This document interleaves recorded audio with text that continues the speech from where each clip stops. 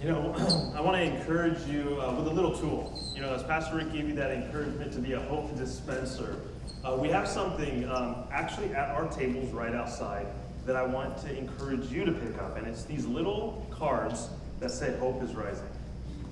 And many of you maybe saw something like this in the mail, or you started coming because somebody invited you with an encouragement that there is hope that is rising in a time that's been very discouraging.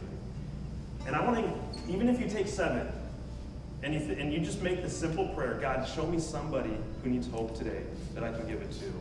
One day for each person. And over the next week, see what God does. See what God does. I am continually amazed. I guess I shouldn't be amazed anymore, but I still am with how many people walk in and say, I was so glad when somebody invited me. I was so glad when finally I got the invitation. And so many people are part of this church because they were once invited.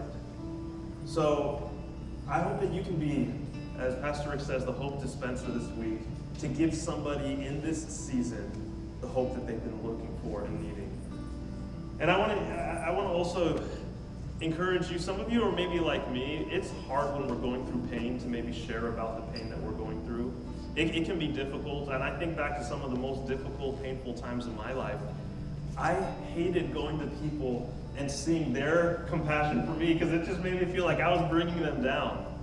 I think about my grandfather who passed away. He went to be with the Lord about 9 years ago.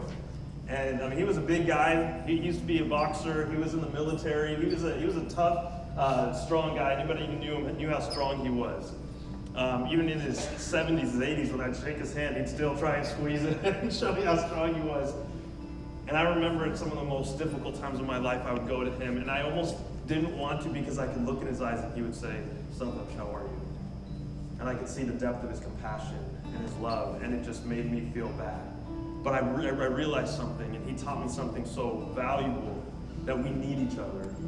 We really do. And my prayer for everybody is that you have people in your life like that. That we can be a family like that.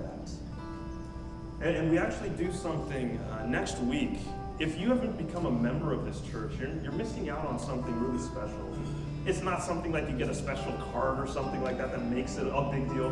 What it means to become a member is that we all say together that we're in this together. That we care about each other. That we choose to look at each other and say, "How are you?" And we actually care.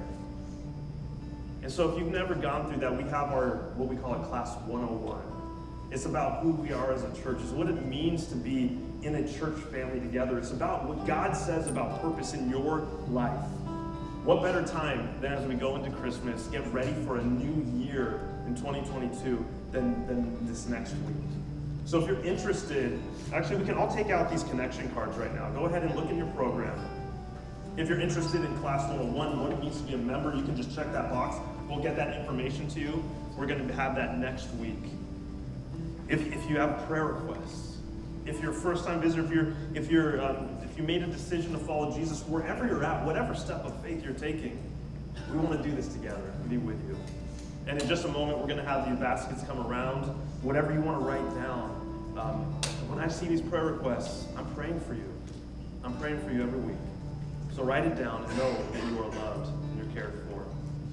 Let's go ahead and stand. And as we sing, these baskets will come around. You can drop that in. Before you leave, you can stop by for prayer. Stop by, talk to somebody. We're family. Whatever you're going through, I don't want you to go through it alone. God doesn't want you to go alone.